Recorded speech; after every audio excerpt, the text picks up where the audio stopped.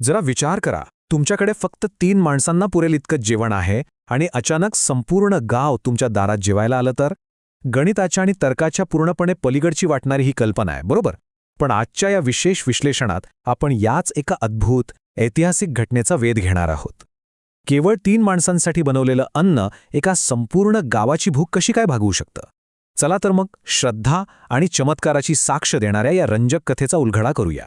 ही आश्चर्यकारक घटना आपल्याला पाहायला मिळते ती श्री गुरुचरित्र या अत्यंत प्रसिद्ध ग्रंथातील 38व्या अध्यायात.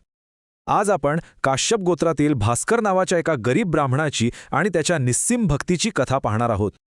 ही अशी गोष्ट आहे जी आपल्याला दाखवून देते की जेव्हा एखाद्याची भक्ती शिखरावर पोहोचते तेव्हा भौतिक जगाचे नियम कसे बाजूला पडतात आणि अशक्य वाटणारे चमत्कारही कसे सहज शक्य होतात. तर मंडळी, आजच्या या प्रवासात आपण गाणगापूरची नित्य समाराधना, भास्करचा संकल्प, लोकांची थट्टा, प्रत्यक्ष चमत्काराची प्रक्रिया आणि शेवटी त्याला मिळालेला आशीर्वाद या सर्व टप्प्यांमधून जाणार आहोत. चला सुरू करूया. सुरुवात करूया भाग 1 पासून, गाणगापूरची नित्य समाराधना. थोडं त्या काळात डोकावून पाहूया. श्री गुरु नृसिंह सरस्वती जेव्हा गाणगापूरमध्ये वास्तव्यास होते तेव्हा तिथे रोजच्या रोज अत्यंत श्रीमंत आणि गर्भश्रीमंत लोक दर्शनासाठी येत असत. आणि ते काय करायचे तर समाराधना म्हणजे महाभोजनाचे प्रचंड मोठे उत्सव आयोजित करायचे. रोज अनेक श्रीमंत भक्त येऊन हजारो ब्राह्मणांना आणि गरजूंना पंचपक्वान्नांची जेवण देत असत. तिथे अन्नाची किंवा संपत्तीची जराही कमतरता नव्हती. सर्वत्र नुसती रेलचेल आणि समृद्धी पाहायला मिळत होती.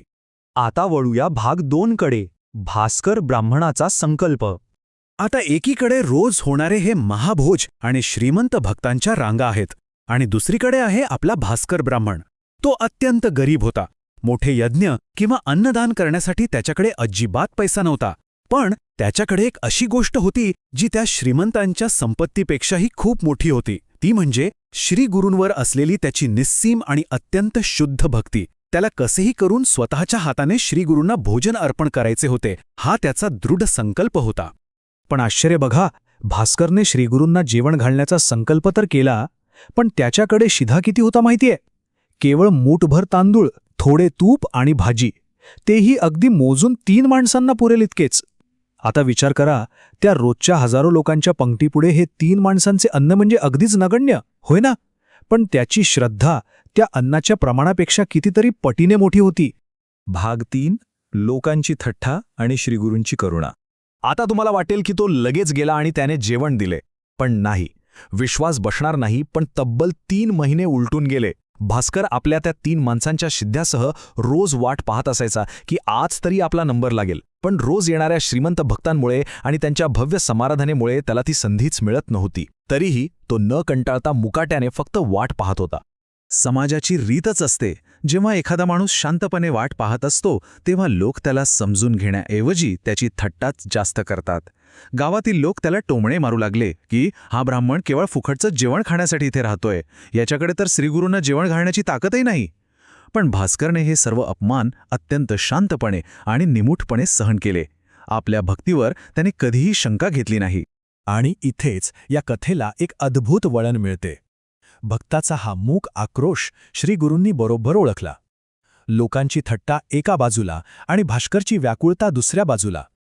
शेवटी भक्तवत्सल श्रीगुरूंनी स्वतः त्याला बोलावले आणि आज्ञा दिली, आज तू स्वयंपाक कर, आम्ही तुझी भिक्षा स्वीकारू. विचार करा, तब्बल 3 महिन्यांच्या प्रतीक्षेनंतर भास्करसाठी हा किती विलक्षण क्षण असेल. चला पाहूया भाग 4, चमत्काराची प्रत्यक्ष प्रक्रिया. आता खरी गंमत पुढेच आहे. भास्करने आनंदाने त्या 3 लोकांसाठी जेवण बनवले, पण श्रीगुरू त्याला काय म्हणाले?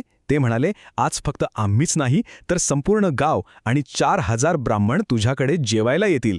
आता तुम्हीच सांगा, भास्करची काय अवस्था झाली असेल? 3 माणसांचे अन्न आणि 4000 निमंत्रित लोक. गणिताच्या दृष्टीने हे पूर्णपणे अशक्यच होतं. पण इथेच तर भक्तीची ताकद दिसते. श्रीगुरूंनी एक युक्ती केली. त्यांनी आपले स्वतःचे वस्त्र म्हणजेच धोतर भास्करला दिले आणि सांगितलं की हे वस्त्र त्या स्वयंपाकाच्या भांड्यांवर झाकून ठेव आणि त्यावर कमंडलूतील चरणतीर्थ शिंपड. आणि सर्वात महत्त्वाची अट काय होती? जोपर्यंत सर्वांचं जेवण होत नाही तोपर्यंत ते वस्त्र भांड्यावरून अजिबात काढायचे नाही. साक्षात अन्नपूर्णा चमत्काराची हीच ती सुरुवात होती. आता भाग 5, संपूर्ण गावाची तृप्ती. चमत्कार प्रत्यक्षात सुरू झाला आणि भोजनाचा क्रम कसा होता ते पाहूया. सुरुवातीला सर्व 4000 ब्राह्मणांनी आपल्या कुटुंबासह पोटभर जेवण केले. त्यानंतर श्रीगुरूंच्या आज्ञेनं गावातील सर्व उरलेले लोक, शूद्र आणि अंत्यज कोणत्याही जातीभेदाशिवाय पंक्तीला बसले आणि तृप्त झाले. तरीही अन्न उरलंच. मग शेवटी ते उरलेले अन्न नदीतील माशांना आणि जलचरांना खाऊ घालण्यात आले. म्हणजे निसर्गातील प्रत्येक घटकाला या चमत्काराचा लाभ मिळाला.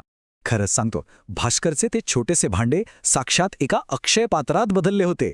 हजारो लोक जेवले, नदीतले जलचर जेवले, तरीही त्या 3 माणसांच्या अन्नात काहीच कमतरता आली नाही. वस्त्राच्या आडून येणारे ते अन्न सतत वाढतच राहिले. केवळ भक्तीच्या बळावर भौतिक मर्यादा पूर्णपणे पुसून गेल्या होत्या. भाग 6 आशीर्वाद आणि फलश्रुती. हा अद्भुत सोहळा पाहून संपूर्ण गाणगापूर गाव अक्षरशः थक्क झाले. श्रीगुरूंनी भास्करला योगेश्वर असे नवीन नाव दिले आणि एक अत्यंत सामर्थ्यवान आशीर्वाद दिला. ते म्हणाले, तुझे दारिद्र्य आता कायमचे नष्ट झाले आहे आणि तुझ्या वंशात लक्ष्मी अखंड वास करेल. जो माणूस कालपर्यंत फुकट जेवतोय म्हणून लोकांची ठट्ठा सहन करत होता, तो आता अखंड समृद्धीचा धणी झाला होता. या संपूर्ण गोष्टीतून मिळणारा बोध एकदम स्पष्ट आहे. तुमच्याकडे भौतिक संपत्ती कितीही असली तरी खऱ्या श्रद्धेसमोर ती फिकीच पडते. भास्करचे उदाहरण दाखवून देते की शुद्ध भक्ती असेल तर जगात कोणतीही गोष्ट कमी पडत नाही. आणि सर्वात महत्त्वाचे म्हणजे कठीण काळात लोक नावे ठेवत असतानाही जो धीर सोडत नाही त्याला मिळणारे फळ हे खरोखरच कल्पनेच्या पलीकडचे असते. या मूळ स्रोतामध्ये म्हणजेच गुरुचरित्राच्या या 38व्या अध्यायाची फलश्रुती अशी सांगितली गेली आहे की जो कोणी हा अध्याय अत्यंत श्रद्धेने वाचतो किंवा ऐकतो त्याला श्रीगुरूंची विशेष कृपा लाभते. भास्कर ब्राह्मणासारखीच त्याच्या घरातील अन्न आणि धान्याची समृद्धी कधीही कमी होत नाही अशी ठाम श्रद्धा यामध्ये व्यक्त करण्यात आली आहे. तर आता हा विचार करा, अतूट आणि अढळ श्रद्धा आजच्या काळातल्या अशक्य वाटणाऱ्या आव्हानांवर कशी काय मात करू शकते. या विचार करायला लावणाऱ्या प्रश्नावर आपण आजचे हे विश्लेषण इथेच थांबूया. भास्कर ब्राह्मणाची कथा आपल्याला आठवण करून देते की जेव्हा तर्क आणि भौतिक साधने अपुरी पडतात तेव्हा शुद्ध श्रद्धा नक्कीच मार्ग दाखवते. या विश्लेषणात वेळ काढून सहभागी झाल्याबद्दल खूप खूप धन्यवाद. अशाच एका नवीन आणि रंजक माहितीसह पुन्हा नक्की भेटूया.